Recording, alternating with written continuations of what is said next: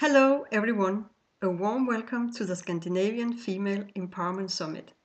Jannik and I are so excited and happy that you are joining us, that you are taking your time to give yourself the gift of letting yourself learn and be inspired by a lot of amazing female Scandinavian teachers who will all share their own journeys and provide us with tools on how to manifest our deepest dreams and desires within our feminine power and through the heart. Today, our focus of the interviews is the soul. And with us today from Denmark, we have Eva Andrea, who's actually living in Spain right now. Eva is a writer and a mentor, and she works with women and helping them to follow what their souls is whispering and to step in their inner wisdom and power in a very gentle and warm way. Eva is such a heart-minded person. Among the books Eva wrote is the newest one, which is called And I Await, and it is a beautiful book of her own journey. Welcome, Eva. Nice to be with you. Thank you, Inga, and thank you for this warm introduction. I love to be with you. Oh, thank you, likewise. How are you in Spain? Oh, I'm fine, and I enjoy all the sun we have here. Even if it's a little cold right now, it's sunny and I get all this light. It's so good for my soul. So I'll send you and all the viewers, our listeners here, a lot of sunshine today. That sounds amazing. Well, it is in Denmark as well, so I'm actually sitting watching on the sun shining outside. Wonderful. It is. Yeah, it is. Well, today we will talk about how to listen to our souls and how to recognize when it's whispering. And we also have to talk about how to find the strength and the courage to walk this way. But first of all, Eva, you have written this book, And I Await, which is a book about your own journey and your own story of awake. And for those who haven't read, would you please share some of it? Yes, of course. Yes. This is a new way of writing for me because before I wrote other kind of books, also around these themes. But this time I felt like I've been through this very, very deep transformation. And I wanted to share my journey because I work with many women in this transformation and this awakening. And I felt like we need some mirrors. We need someone to look at and to recognize our own journey because it's a beautiful, wonderful, amazing journey to wake up and to step into our soul's power, but it's also a very bumpy road and it can be really, really challenging, and we go through dark times and we go through deep stuff. and I think that I felt like it came very deep from inside that I had to share this journey with all of it. Also the challenging things that I've been through, and maybe that could be a light to somebody who's in this journey with me. So I've written it like it's all true story, but I've written it like a novel, a spiritual novel. So the language is, and it's easy to read. It's easy to to follow. I hope I hear from my readers, and it's another way to try to support other women who are in this beautiful journey. Because I love my sisters. I'm a sisterhood person. Yes, you are. Yes, and therefore I love what you're doing in this event.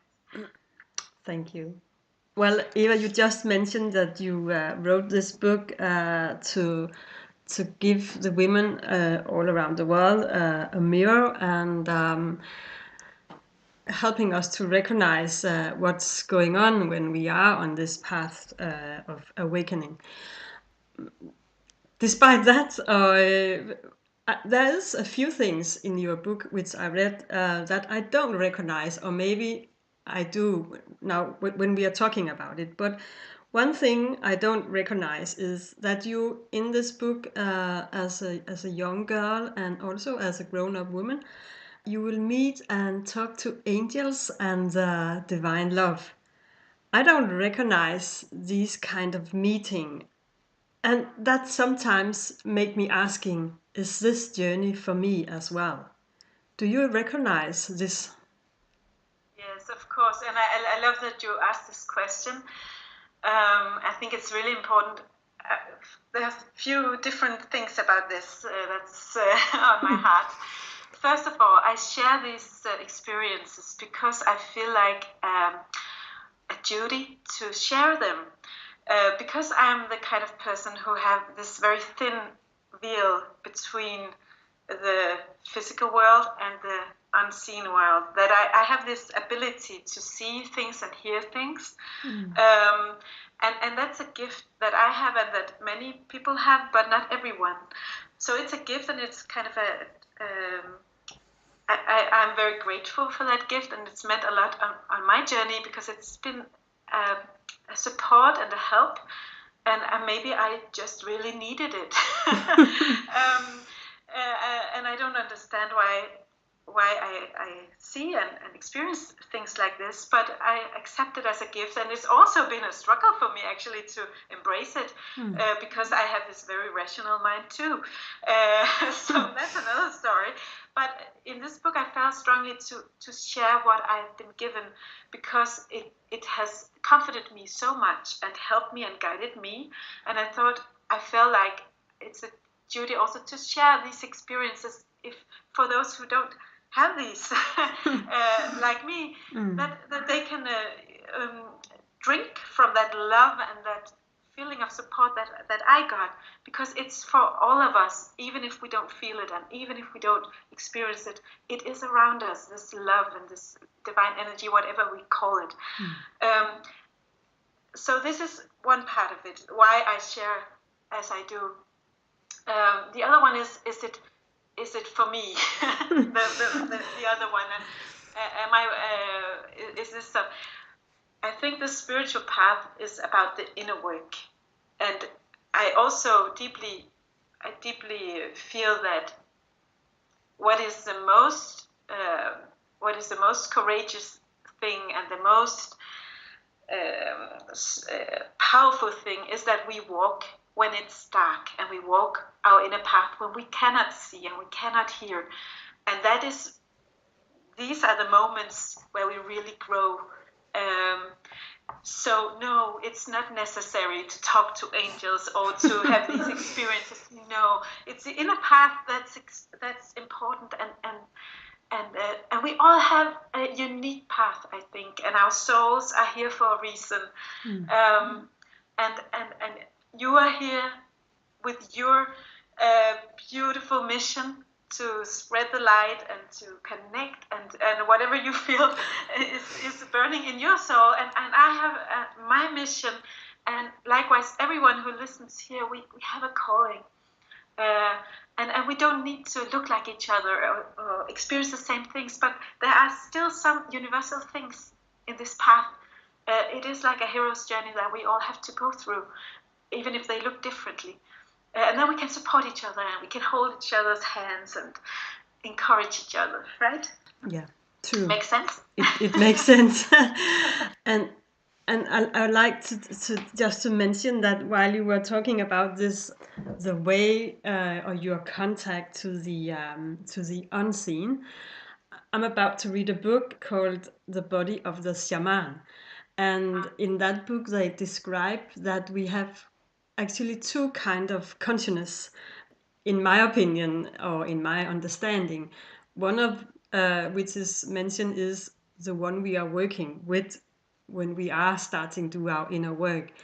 And the other kind of consciousness is somehow a kind of body consciousness. And get in contact with that, you will get in contact with the magical things in the world. And maybe you are in a good contact with your body consciousness. It's also called the dream body. I just want to. Interesting. It is. Oh, I like that. That's a beautiful expression, dream It is. Yeah, Yeah, it is. yeah. Thank you for that. Thank you. Eva, you mentioned that we have to walk despite it is dark around us. Another thing that I'm a little bit curious about is the night of the or the dark night of the soul, because I keep asking me, did I ever went through that? Oh yes, you did. Could you I please think so. could you please try to describe what you mean by this, and how do we Yes. know if we have been through it or are in the middle of it? Yeah. I love this theme because I know, and it's kind of bizarre. Why is this so interesting? But I think it's so important that we know about the dark night of the soul, because I know, like, I have followed your path, and you follow mine, and I know you've been through several rounds of transformation in your life already. So I'm sure you've been through a kind of dark night of the soul, but they can have a different expression, or a different characteristics about them. But I think we go through several of these dark nights of the soul, and I don't think that we can avoid it, because it's the best picture I can share about it is this caterpillar who goes into his cocoon, and it becomes dark. And actually, what I learned recently, and I didn't know that, is that the caterpillar actually is deconstructed when it's in the cocoon, and it's like all the organs are floating around inside, and it's all like everywhere, and nothing is in the right place. Really? Yes, and isn't that amazing? I was like, oh my God, that's a really, really good picture, because that's how it feels to be in this dark night of the soul, that you know that you're not longer a caterpillar. You're not who you were before, but you don't know what you're gonna be. You don't know nothing. You are in this uncertainty, this kind of dark. What is that word? Sorry. You are in this dark tilstand. I cannot find the word right now. Condition. Yeah. And you can feel like you're not who you were, but you don't know who you are going to be. You maybe have a little small whisper from the soul saying that something is coming like this. Like, it could be I'll become a butterfly, right? But you don't know what kind, you don't know what color, you don't know how it feels to be a butterfly, and you're just in this time of transformation, and it can be really hard, and it can be like, if you're not conscious about what's going on, you can start questioning and doubting and thinking, oh my God, what is happening here? Is everything going backwards now? Is this wrong? Am I on a wrong path here? But when you know, and when you become conscious that, no, this is actually a transformation going on, and the only way to go through it is to lean into trusting that I don't know the way, I don't know the steps, I don't know what I'm going to be, but I trust that I'm whole, and I trust that I'm loved, and I trust that my soul knows something that my personality or my ego doesn't know, because actually this dark night could also better be described as a dark night of the ego, because it's actually our ego or our personality or psyche that cannot really comprehend what is going on, because we cross the border of our minds here, and it's all the identifications about who we were before is kind of floating around. Does it make sense? Yeah. Yes. So, Yes. and you can recognize this feeling, right? That to be in that place of uncertainty, and something is happening here, and I don't know, and it feels kind of, it can be really fearful for the ego, and for some people it can actually develop into a kind of feeling of depression or angst. Actually, I've tried both ways, that when it's just going smoothly, and you know what is going on, but sometimes it can be so hard on your psyche to be there in this state, that it can actually also really be hard on your, yeah. that you can experience some anxiety and depression, and it's not that it's wrong, but it's just good to be conscious about what is going on, and it can also help you to go through it much easier. It is, yes. Yes. Yeah. So to somehow sum it up, the dark night of the soul or the ego, as you explained, it doesn't necessarily have to be huge life crisis. It could also be a moment in your life where you might be thinking, wow, the universe are testing me right now. Maybe I should take a break and just be calm and It can be experienced in many ways. I've actually just developed this little rescue kit. It's an ebook.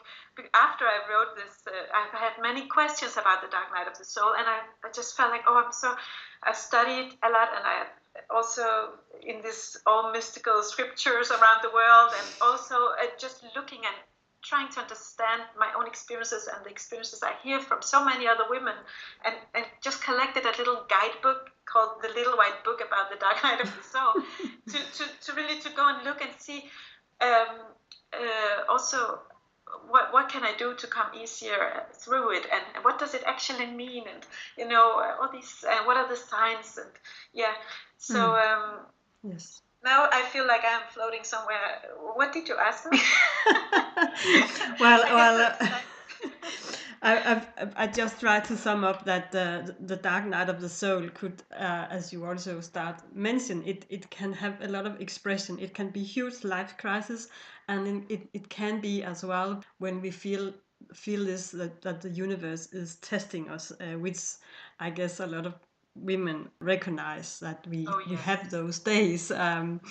Well, Eva, now you describe then when you are in the middle of this dark night of the soul, or you are about to awake. How do you recognize the voice of your soul? How do you know that it's not your ego talking, or your family or friends or the society who is whispering in your ears, but it is your soul? Yeah. Oh, that's a beautiful question. I was thinking about it today when I knew that we were going to talk about it, and because how can I explain it? And I think intuitively we will know. I've experienced a few times where it was really, really this strong recognition from my soul. It was some years ago, like in the beginning of my path, I think, maybe 10 years ago, I had this realization that I'm an author. And it was like, oh my God. And it was like this feeling that went through my whole body, and I hadn't written any book. And I had just been writing and writing and writing my whole life, but I had never recognized this urge to write as that. Of course, I'm a writer. I'm an author. I'm a writer. I'm born to write and to share through my pen, But it felt like this big yes feeling filling my body.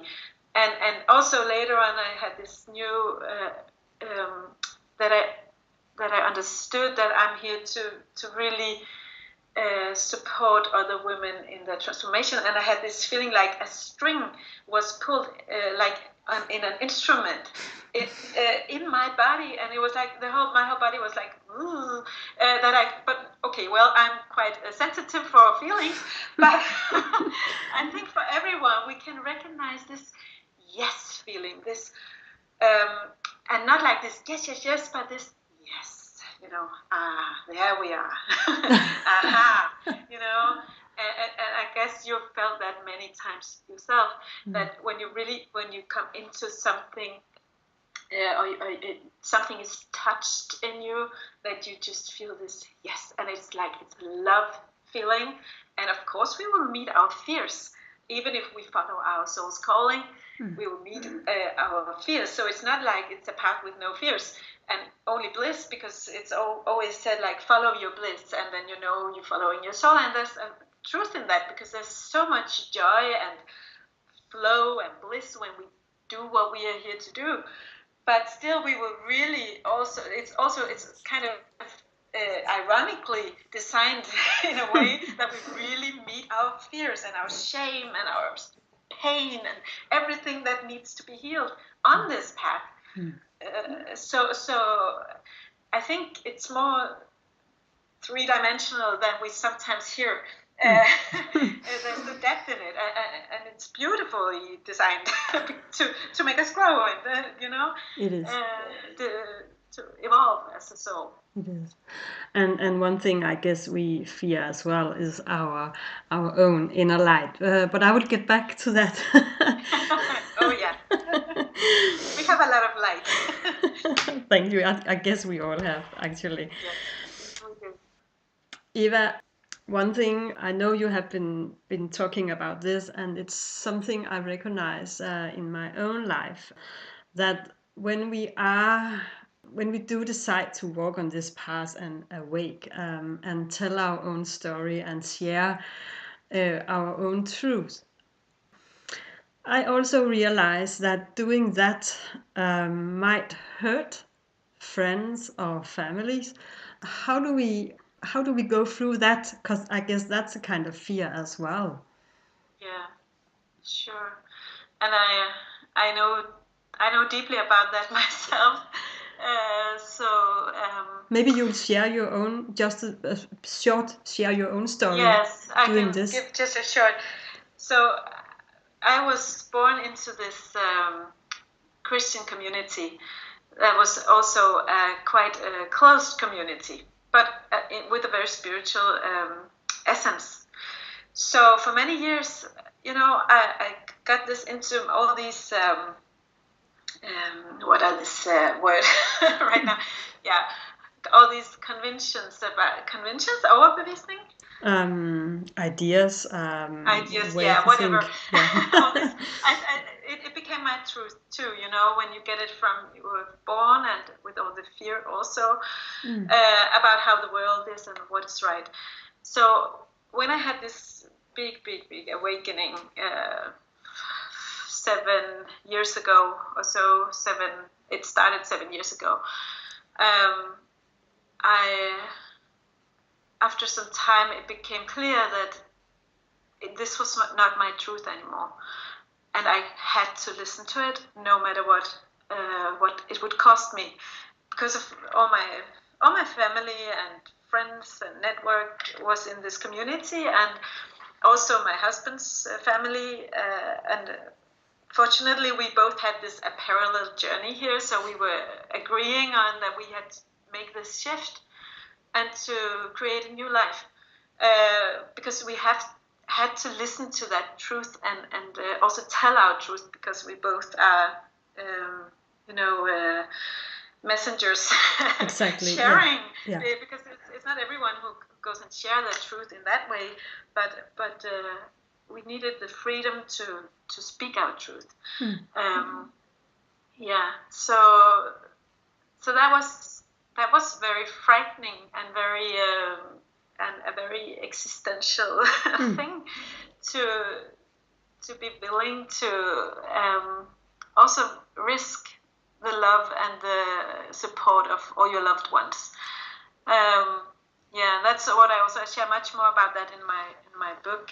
But so I know how terrifying it can be for our personality, for our little self. It can be really, really scary.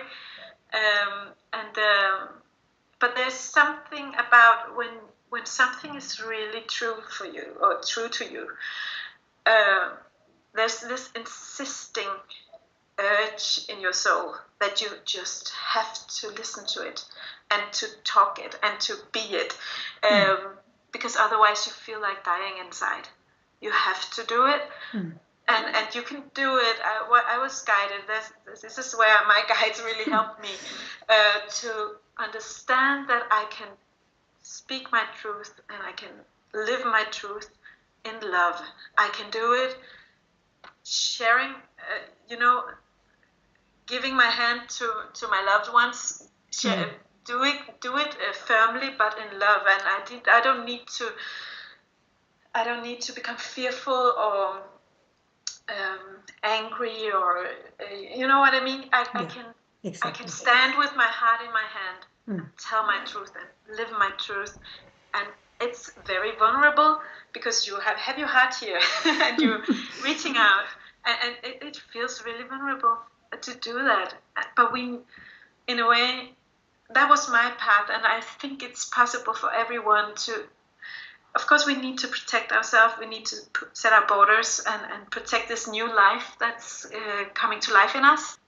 And we can do both. We can protect ourselves. We can find a way and walk this path of love, because that's the soul's way. The soul is only love. And what's always comforted me and helped me to think about when things became complicated, and still in some ways are complicated, is that to understand that on a soul level, I am love, and every human being is pure love. And the friends, the family, those who don't maybe understand me, don't support me, maybe work against me, they are actually pure love. They just have personalities and shadows and pain like we all have. So this is not, the reality is not just what we can see. That the truth is that we are all love. So yeah. Does it really resonate? You understand what I mean? Yeah, yes, it does. And what I also realize, because I recognize the fear of being not understood and not supported, but I decided to even that we are not agree on a lot of things and different areas where we are. I choose and invite people to meet where the love is, because I think focus on that instead of focus on the areas where we don't agree on stuff. That's much better, and that's really helped me. Wonderful. It's such a simple thing, and it can be so hard to do. But it's the only way for me. It's the only way, because I don't want to close my heart. And I believe that it's really possible to exactly to find our way in that love. Yeah, exactly. And not we don't need to choose either. We can still speak our truth, and true to ourselves. Yeah, as long as we are doing it in a gentle, loving, caring way. I mean, why shouldn't we? Exactly. Yes. I totally agree. Eva, we were talking about the fear which will arise in us when we are going on this path towards being an awake person. And I know you know Marianne Williamson, and she has this famous quote. I can't. Yeah, you know, I do remember it. But she's saying, "What's frightened us most is our inner light." So, and this summit is about how to actually rise and shine our inner light. So, how do we work with this fear? Oh, another beautiful question. Thank you. I don't know. I don't know. Oh, yes, you do. I know something maybe, but I think it's like, I feel it's this journey is also like exploring. You know, I don't feel like I have all the answers, but I'm so passionate about it, and I think for me for myself. I know about the fear, yes. I know about all these thoughts and voices in our heads that we can hear. Who are you to believe that you are here to shine, or that you have something special, or that you have something unique, and that the world needs your voice? Isn't there? I can go into a bookstore and I can look around and I can look at all the books and I can think, who am I to think that my books are needed in this world? There are so many already, you know. You know, these voices, I can hear them too, but to understand that, no, as what I've learned to tell myself, or to rest in is that when I feel something strongly in my soul, that I feel like I can contribute and I can give to the world, and that I can give in my way, then I know that as a soul, I cannot get this vision or this deep feeling if it's not because I have all the abilities and all the support that I need to create it and to do it, no matter what I feel and or how I can feel my fears. It's like I'm the channel to receive this vision, and that's because I am supported to do it. And at some level, long time ago, on a soul level, I agreed on having this path and sharing my gifts and doing my inner work. And therefore, I'm also supported by the invisible world. And it's not like I see it all the time or feel it all the time, even if I have these abilities. But I remember that, yes, there's so much more than what we see. And we are supported, every single one of us. And we are loved and we are held by this love. But we don't have the capacity to always feel it or understand it. But so that's, for me, that's really empowering to remember that something in me said yes to this long time ago. I'm not alone in this, and I'm supported, and this is not just me, it's for every one of us. So that gives also power to to share my light, also when I can hear all these voices. And watching and following you on the different social platforms, I really think that you are shining your soft inner wise light, and in that way also inspire other women to do the same. And you really support the sisterhood which is rising around you. And the famous Marianne Williamson also said, "Who are we not to shine our inner light?" Because doing that, we really do inspire other people to do the same. And I think that's a good reminder as well. Why shouldn't we? I spoke to a woman a couple of weeks ago, and I said to her, "Well, I'm so afraid of being this unique person or step into my light." And she said, "Well, Inger, what about just being you? It's not anything special. It's just being you." And it somehow also helps me. Well, I don't have to. I just have to be me. Even so that could be difficult. For me too. I love that, Inger. It's beautiful, and it's also because we have this little ego thing, all of us, that have all these pictures about what we are supposed to look like, and if we are mentoring others or if we are inspiring others, how should we look and how should we be and what should we share? And so liberating just to lean into our light and just be, and the soul doesn't need all this artificial pictures. We can just be ourselves, and it's like a big nice. Yes, exactly. And with all our flaws and all our vulnerability and all the sometimes we can feel like we can really embrace our humanity too, that we are human beings with many different experiences, right? And still we can inspire others. Exactly. Eva, if we should try to sum this up and share some good advice for those who are listening and want to maybe step even further out on this path, what should be or what would be the first 3 steps to take, in your opinion? Well, I would say start to listen. Become quiet and listen, sit in nature or somewhere and listen to that little insisting voice that's somewhere inside you, because that's your soul's voice, and it has something to tell you, and then trust in it and start.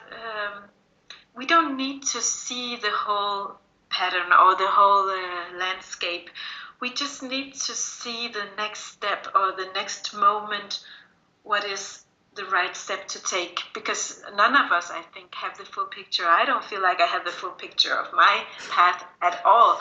I walk in trust moment from moment and listening to that voice, and it leads me at very unexpected and interesting places sometimes. And it's all a big adventure, but and sometimes through the light and sometimes through darkness, but it's always there.